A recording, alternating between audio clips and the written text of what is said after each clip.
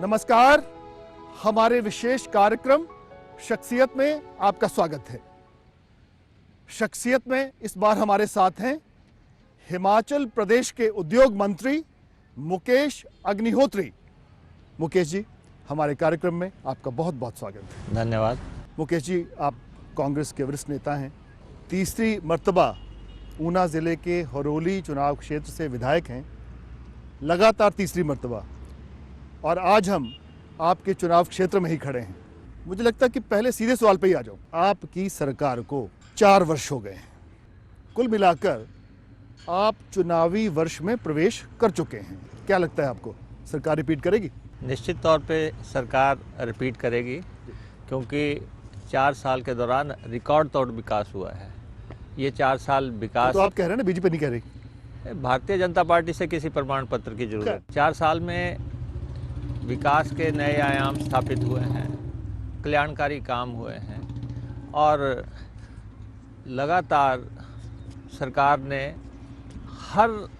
हर विधानसभा का संतुलित विकास किया है। और आप आज 4 साल के बाद आप देख रहे हैं प्रदेश में कोई ऐसी लहर नहीं है, परिवर्तन की कोई बात नहीं है। प्रदेश की जनता चाहती है कि ये सरकार रिपीट हो। और भाजपा तो कहती है कि 60+ का टारगेट है।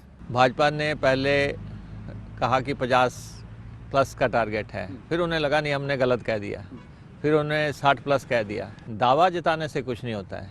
प्रदेश सरकार ने फील्ड में काम किया है और फील्ड की रिपोर्ट इस समय कांग्रेस के पक्ष में है। आपने जश्न मनाया 4 साल पूरे होने का सरकार का। आपके वरिष्ठ नेता, शीर्ष नेता राहुल गांधी भी उसमें आए। कैसी रही वो रैली? सफल थी? रैली एकदम से सफल रही है। हजारों की संख्या में लोग धर्मशाला पहुंचे। इन टर्म्स ऑफ नंबर्स और अदरवाइज? नहीं, आपने देखा पूरा पुलिस ग्राउंड धौलाधार के आंचल में ये रैली हुई, और पुलिस का ग्राउंड पूरी तरह खचाखच भरा हुआ था।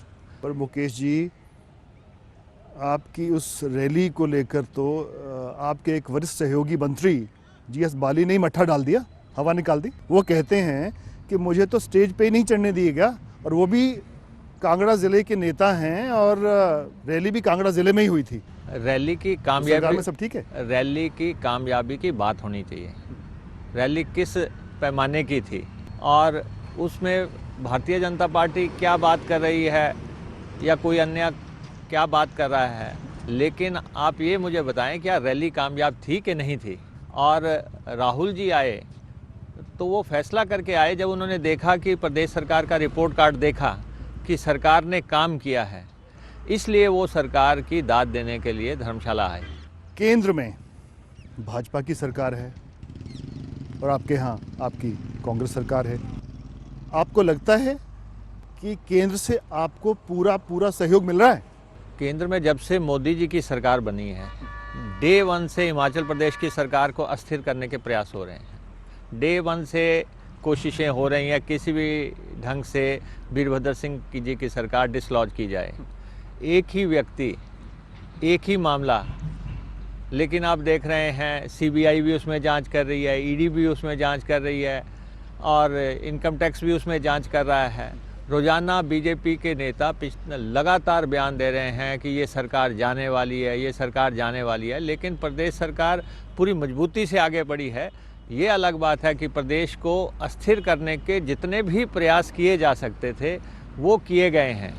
61 नेशनल हाईवेज प्रदेश को एक गो में मिल गए, और जगत प्रकाश नड्डा कह रहे हैं, स्वास्थ्य मंत्री हैं केंद्र में, हिमाचल से ताल्लुक़ रखते हैं, कि एम्स बनाने में, बाकी योजनाएं देने में केंद्र ने कोई कमी नहीं रखी, लेकिन प्रदेश सरकार कुछ नहीं कर रही। DPR नहीं बन रही।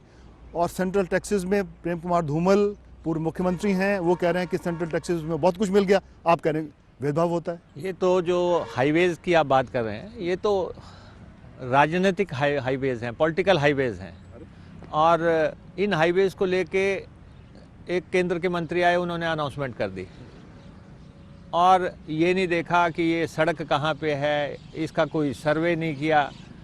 सिर्फ ये देखा कि अगले साल चुनाव है, चुनाव को मद्देनज़र एक आंकड़ा अनाउंस कर दिया। पहले कह दिया कि केंद्रीय मंत्री आए, 55,000 करोड़ के, 60,000 करोड़ के हाईवे दे गए, फिर बाद में उसको संशोधन कर रहे हैं कि नहीं 15,000 करोड़ के दे गए, 18,000 करोड़ के दे गए। पर आप डीपीआर क्यों नहीं बना रहे इनकी? केंद्र ने किसी चीज़ का कोई सर्वे नहीं किया, कोई पैसा नहीं दिया, एक फुट्टी कौड़ी भी हिमाचल प्रदेश को हाईवेज़ के लिए नहीं मिली है। और सिर्फ ये एक पॉलिटिकल एजेंडा है, उस पॉलिटिकल एजेंडे पे चल रही है। और प्रदेश सरकार तो इसके बावजूद भी अपने रिसोर्सेज से जो है इसके टेंडर्स करवा रही है। लेकिन ये केंद्र बता दे कि क्या उन्होंने इतनी बड़ी अनाउंसमेंट कर दी, क्या इसमें से एक भी नेशनल हाईवे वो अपने 2.5 साल जो उनका बाकी बचा है या 2.25 साल बचा है, क्या इसमें ये एक हाईवे भी बना के देंगे हिमाचल प्रदेश का? चलिए, आप कह रहे हैं कि सरकार रिपीट करेंगे। मान लीजिए आपकी पार्टी फिर से सत्ता में आती है, सरकार रिपीट होती है, कौन करेगा नेतृत्व, कौन होगा मुख्यमंत्री? हिमाचल प्रदेश कांग्रेस में तो कोई नेतृत्व का संकट ही नहीं है, ये तो बीजेपी का संकट है। हिमाचल प्रदेश में तो एक नेतृत्व है, एक नेता है, वो वीरभद्र सिंह है। तो नेतृत्व का मसला कहाँ से खड़ा हो गया? चलिए खैर, वक्त हो चला है एक छोटे से ब्रेक का। ब्रेक के बाद तुरंत लौटते हैं और मुकेश जी से जानेंगे मुख्यमंत्री और इनके रिश्तों के बारे में और इनके मुख्य विभाग उद्योग की कारगुजारी के बारे में। आप बने रहिएगा हमारे साथ, हम यूं गए और तुरंत लौट रहे हैं।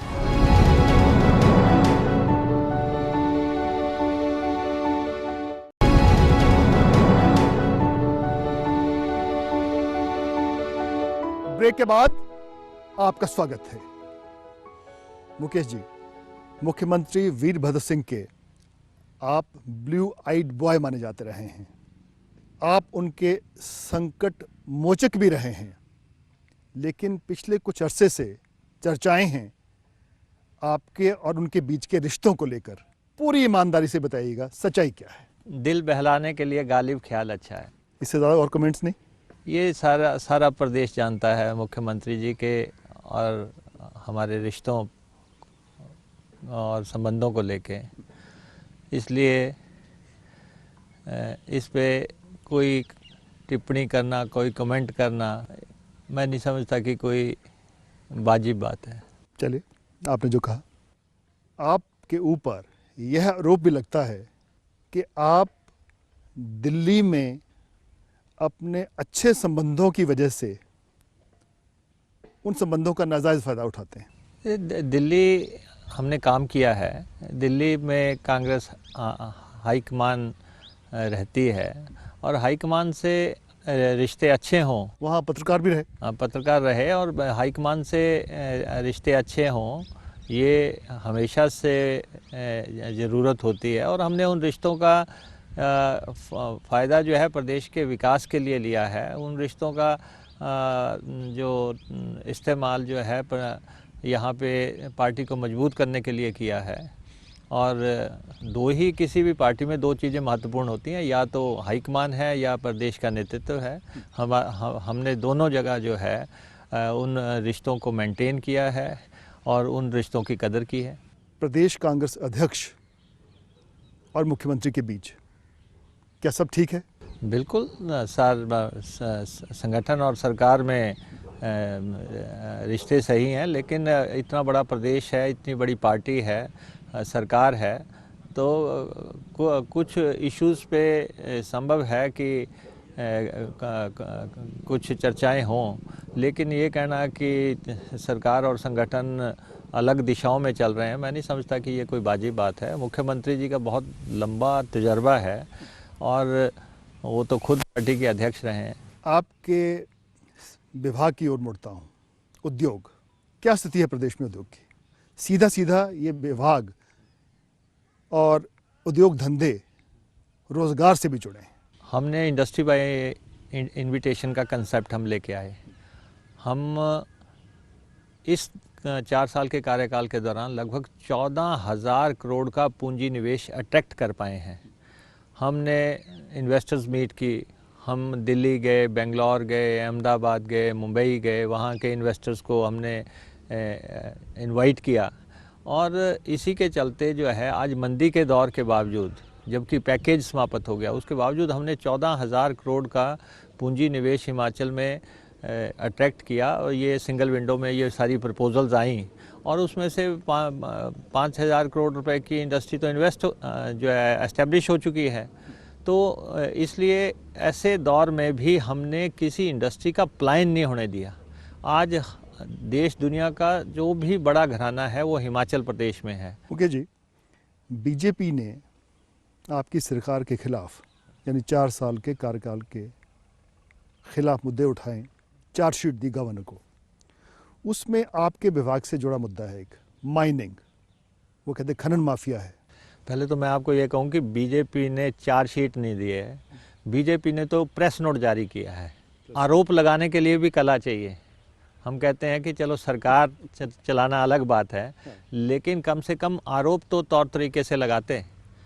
खनन एक मुद्दा है, ये टर्मिनोलॉजीज़ हैं, वन माफिया, भू माफिया, खनन माफिया, नशा माफिया, ये सारी टर्मिनोलॉजीज़ हैं।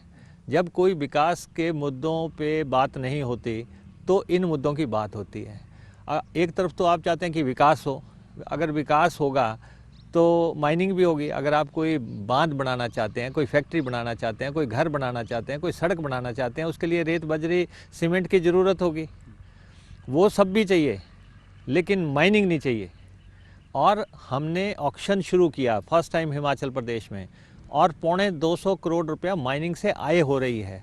हमने सब जो है लीगलाइज किया है, एनवायरनमेंट क्लियरेंसेस लोगों को मिली हैं। आज 300 से ज़्यादा वैलिड लीजेस और जो है लोगों को परमिशंस हमने दी हैं। तो इसलिए हमने सारा सिस्टम रेगुलेट कर दिया। माइनिंग होती थी बीजेपी के राज में। भाजपा वाले कहते हैं कि माफिया के रूप में काम हो रहा है खनन में। नहीं, ऐसा है कि ये बात कह देना कि माफिया है, मैंने आपको कहा ना ये टर्मिनोलॉजीज़ हैं। आप कोई स्पेसिफिक बताएं, कोई स्पेसिफिक केस बताएं कि फ़लाँ जगह जो है इलीगल माफिया जो काम हो रहा है। हिमाचल प्रदेश में आप ये बताएं कि क्रशर किस किस के हैं प्रदेश में? ये तो आप देखें कि दलगत राजनीति से ऊपर उठ के लोगों ने क्रशर लगाए हैं। मैं नहीं ये कहता कि आम आदमी का तो क्रशर होना चाहिए, मेरा तो कोई क्रशर नहीं है, मेरी कोई दुकान नहीं है, लेकिन आरोप लगाने से पहले बीजेपी वाले ये झांक के तो देखें कि उनके पार्टी में कितने लोग क्रशर चला रहे हैं, कितने लोगों की लीजेज हैं, कितने लोग मक उठा रहे हैं। बड़े बड़े एमएलएज, एक्स एमएलएज, उनके बेटे, उनके पोते, ये सारे जरा अपने गिरेबान में झांक के देखें कि हम कर क्या रहे हैं। मैं ये नहीं कहता कि सिर्फ बीजेपी के हैं, अब दूसरे दलों के भी होंगे, कांग्रेस के लोगों के भी होंगे। लेकिन अगर प्रेजेंट हाउस और पिछले हाउस को भी अगर आप देख लें तो जिन लोगों के क्रशर्स हैं वो ही सबसे ज़्यादा माइनिंग की बात करते हैं। मैं तो कहूँगा हम आम में सब नंगे हैं। बिल्कुल बिल्कुल। और अगर आपको चाहिए होगा मैं सूची दूंगा आपको, तो आपको पता लग जाएगा कि भाजपा के कितने लोग जो हैं इस काम धंधे में इन्वॉल्व हैं। एक बहुत ही महत्वपूर्ण विषय पे आता हूँ। आपका ज़िला, आपका चुनाव क्षेत्र जहाँ इस समय हम खड़े हैं, ड्रग्स, बच्चे बर्बाद हो रहे हैं, क्या टिप्पणी है आपकी? नहीं, जहाँ तक ड्रग्स का सवाल है, ये इंटरनेशनल फिनोमेना है, हर जगह पे चर्चा हो रही है। आपका क्षेत्र तो पंजाब से लगता है। देश में भी बात होती है, प्रदेश में भी बात होती है। आज की भी अखबार के आंकड़े देखें कि पूरे प्रदेश में कहाँ कहाँ से हैं। लेकिन हम पंजाब के बॉर्डर पे बैठे हैं कि वैसे तो पंजाब में जैसे ही अमरिंदर सिंह जी की सरकार आएगी सब साफ हो जाएगा, लेकिन हमने यहाँ पे युवाओं के लिए कम से कम 30-35 जिम लगाए हैं। हम तो कोशिश कर रहे हैं कि लोग जो हैं सुबह उठ के जिम जाएं, बच्चे जा रहे हैं, लेकिन अगर असामाजिक तत्व सिर उठाने की कोशिश करते हैं तो हम उसके कुचलने के लिए पूरे तरह तैयार रहते हैं। और मैं तो नशा करता नहीं, लेकिन मैं यहाँ के कुछ लोगों से ये कहना चाहता हूँ जिन्होंने बड़े बड़े होर्डिंग्स लगा रखे हैं, उनमें देखें कि कोई नशे के किंग्स की फ़ोटो तो नहीं साथ में लगी हुई हैं। चलिए, खैर ये आपकी राजनीतिक टिप्पणी है। यहाँ वक्त हो चला है एक और छोटे से ब्रेक का, हम तुरंत लौट रहे हैं, आप बने रहिएगा हमारे साथ। ब्रेक के बाद जानेंगे मुकेश जी से कि आखिर ये सारा पैसा ले कहाँ गए।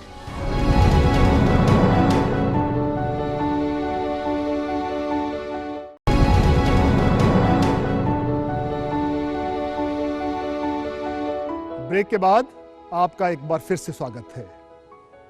मुकेश जी, आपके ऊपर एक बड़ा आरोप है आपकी पार्टी के भीतर भी ऐसी बातें होती हैं कि आप सारा पैसा हरोली को ही ले गए, क्या है ये? अगर आज आपने अपने चैनल पे इंटरव्यू के लिए मुझे बिठाया है तो इसलिए बिठाया है कि मैं हरोली से एमएलए हूँ और हरोली से एमएलए होने के बाद मैं मंत्री हूँ। और जैसे हमेशा मैं कहता आया हूँ, नागरिकता घर से आरंभ होती है। ये ग्रामीण प्रवेश का हलका था, ये बहुत पिछड़ा हुआ हलका था। बीहड़, बियाबान, ढाक, बेवान, यहाँ पे ना तो सड़कें थी, ना पानी था, ना बिजली थी, ना मूलभूत सुविधाएं थी। इस हलके को आगे ले जाने के लिए बड़े पैमाने पे बजट की ज़रूरत थी। पशु और इंसान एक ही जगह पानी भी पीते। यहाँ ऐसा माहौल था कि पानी, खेत की बात तो दूर, लेकिन आम आदमी को पीने को पानी नहीं था। और एक ही जगह जो है पशु नहा रहा है, एक ही जगह इंसान नहा रहा है, एक ही जगह दोनों पानी पी रहे हैं। और जो आरोप आप लगा रहे हैं कि हमने सारे हिमाचल का बजट यहाँ लगा दिया है, तो अगर विकास के लिए बजट लगाना कोई गुनाह है तो हम उसके गुनाहगार हैं, तो हम इसको कबूल भी करते हैं। लेकिन एक हलके को, एक ग्रामीण हलके को मौजूदा आकार पे लाना, उसके लिए बजट की ज़रूरत थी। और मैं समझता हूँ कि जो हमने किया ठीक किया। आलोचनाओं से हम बेपरवाह हैं और हमें उन लोगों को अपना रिपोर्ट कार्ड दिखाना है जिन्होंने हमें वोट डाली थी, वो संतुष्ट होने चाहिए। और दूसरा, संतुष्टि अपने आप को होनी चाहिए। तो हमने उस पर काम किया है। ठीक है, आलोचनाएं होती हैं और पत्थर वहीं पड़ता है जिस पेड़ पे जो है फल लगा हो। तो इसलिए कुछ लोग कोशिश करते हैं, लेकिन हम विकास की राजनीति कर रहे हैं, हम कल्याण की राजनीति कर रहे हैं। हमने इस कॉन्स्टिट्यूंसी में ट्रांसफरों की राजनीति को ख़त्म किया है, हमने इस कॉन्स्टिट्यूंसी में थानों की राजनीति को ख़त्म किया है। यहाँ पे सिर्फ एक एजेंडा है, विकास विकास विकास और कल्याण का एजेंडा। इस कॉन्स्टिट्यूंसी में 2 कॉलेज हो गए जहाँ एक भी कॉलेज नहीं था, 2 ITIs हो गई, 2 उप तहसीलें हो गई, 2 इंडस्ट्रियल एरियाज़ हो गए। तो क्या आप नहीं समझते कि इसके लिए पैसे की ज़रूरत थी? SDM यहाँ पे बिठाए गए, DSP यहाँ पे बिठाए गए, सिविल सेक्रेटेरिएट यहाँ पे बनाया गया, सिविल हॉस्पिटल यहाँ पे बनाया गया, 33 सीनियर सेकेंडरी स्कूल यहाँ पे हो गए, 12 जो है अस्पताल यहाँ पे हो गए।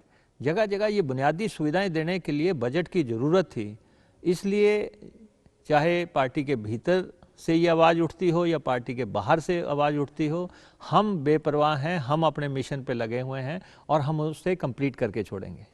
एक चीज़ बताइए, जैसे आम भाषा में लोकल बोली जिसको हम कहते हैं, उसमें कहते हैं टोबा, जिसको आपने पूल की शक्ल दी।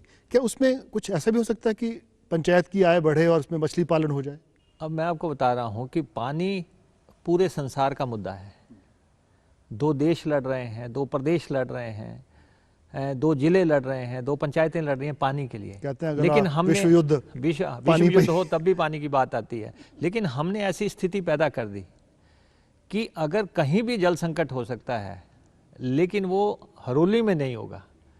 यहाँ पे अगर हमारे बुजुर्गों ने टोबे बनाए थे, जिन्हें आज हमने तालाब की शक्ल दी है, जगह जगह हम बना रहे हैं, लोग इसकी आलोचना करते हैं। लेकिन ये विश्वव्यापी कंसेप्ट है, सारा संसार इसको अप्रिशिएट कर रहा है कि वाटर बॉडीज़ बढ़नी चाहिए, तालाब बढ़ने चाहिए, पानी उसमें होना चाहिए। तो हमने उसको 2 स्टेप थोड़ा आगे कर दिया कि वहाँ पे जो है लोगों के घूमने के लिए पर्यटक स्थल भी जो है साथ में विकसित हो जाएं, लोग शाम को वहाँ पे जाएं। तो आलोचना करना तो क्या है, बहुत आसान है।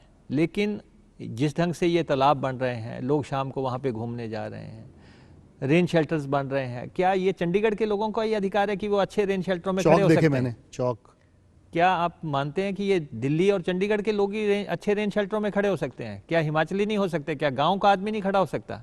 क्या चंडीगढ़ में ही चौक मिलेंगे? क्या गांव में चौक नहीं बन सकते? तो आलोचना करने वालों के पास कोई मुद्दा नहीं है। ये जो रेन शेल्टर बन रहे हैं, या ये चौक बन रहे हैं, या ये तालाब बन रहे हैं, या दूसरे पार्क्स बन रहे हैं, ये एक ग्रामीण कॉन्स्टिट्यूंसी को मॉडल कॉन्स्टिट्यूंसी, हरोली मॉडल जिसकी चर्चा लोग करते हैं और जिस पे बहुत लोगों के पेट में दर्द भी होती है। ईर्ष्या? मैं ये तो नहीं कहूँगा। राजनीति जो है प्रतिस्पर्धा का खेल है। आपने ट्रकों के पीछे भी लिखा पड़ा होगा, उसमें लिखा होता है जलो मत रीस करो। अगर हम काम कर रहे हैं तो दूसरे भी काम करें। हमने ये काम कर दिया है कि हर व्यक्ति को, हर चुने हुए प्रतिनिधि को काम करना पड़ेगा। जनता अब काम मांगती है, इसीलिए चुनती है जनता। अब जब भी चुनाव में जाते हैं आप क्या कहते हैं कि विकास करेंगे, तो अब हमने उस स्थिति में ला दिया है सब लोगों को कि काम तो करना पड़ेगा हमारे। एक चीज़ बताइए, ग्रामीण क्षेत्र है, पंजाब के साथ सीमा लगती है, आपने टाहलीवाल में औद्योगिक क्षेत्र बनाया है, कितना उद्योग है, कितने बच्चे वहाँ रोजगार उनको मिल रहा होगा रोजगार? कम से कम हमने ये तो कर दिया कि एक ग्रामीण हलके में 2 इंडस्ट्रियल एरिया हो रहे हैं। अगर यहाँ पे एक और बनने जा रहा है, दूसरा एक इंडस्ट्रियल एरिया पंडोगा में बन रहा है, पंजाब बॉर्डर पे, दूसरी तरफ होशियारपुर की तरफ 150 करोड़ रुपए का इंफ्रास्ट्रक्चर वहाँ पे कायम हो रहा है। तो इंडस्ट्री आएगी तभी तो रोज़गार आएगा। हमारा काम ये है कि हम रोज़गार के मौके पैदा करें। कहाँ पे मौके पैदा होंगे? ये अगर इंडस्ट्रियल एरियाज़ बनेंगे तो यहाँ पे बहुत बड़े बड़े कारखाने, अब क्रीमिका आई है, हज़ारों लोगों को काम मिला है, नेस्ले आई है, बहुत लोगों को काम मिला है। आपके यहाँ गन्ना और आलू भी होता है, तो क्या इसको लेकर भी कोई उद्योग? हम प्लान कर रहे हैं। हमने सब्जी मंडी जो है, बहुत बढ़िया सब्जी मंडी हम यहाँ पे बना रहे हैं। हमारे लोग सब्जी को लेके या जो है आलू की खेती को लेके या अब तक जो है दिल्ली जाते हैं या लुधियाने जाते हैं, जलंधर जाते हैं। हम यहाँ ही पे मंडी क्रिएट कर रहे हैं ताकि लोगों को फैसिलिटी क्रिएट की जा सके। मैं आपको बताऊँ कि जब मैं MLA बना था उसमें यहाँ पे 5 सीनियर सेकेंडरी स्कूल थे। आज जो है हर गाँव में सीनियर सेकेंडरी स्कूल है।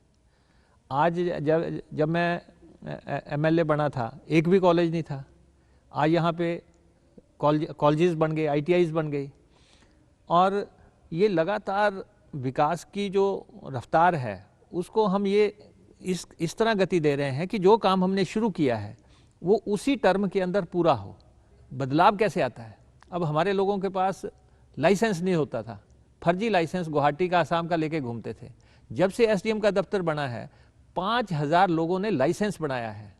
इसका मतलब उसकी जेब में अब वैलिड लाइसेंस है। अब लोगों को दूर के क्षेत्र में नहीं जाना पड़ता लाइसेंस बनाने के लिए, ऊना नहीं जाना पड़ता, वो यहीं पे लाइसेंस बना रहे हैं और उनको खुशी है, उनके सर्टिफिकेट्स बन रहे हैं। मुकेश जी, आपने ETV के साथ ख़ास बातचीत की, इसके लिए आपका बहुत बहुत धन्यवाद। लेकिन मैं आपको एक बात बताना चाहता हूँ, हरोली विकास के लिए जाना जाएगा और यहाँ लड़ाई विकास बनाम बकवास की है। अच्छा, बहुत बढ़िया। आपको हमारी ओर से ढेर सारी शुभकामनाएं। Thank you so much. धन्यवाद। हमारी इस खास पेशकश में बस इतना ही। अगले हफ्ते फिर मिलेंगे एक नई शख्सियत के साथ। आप देखते रहिए ETV न्यूज़। नमस्कार।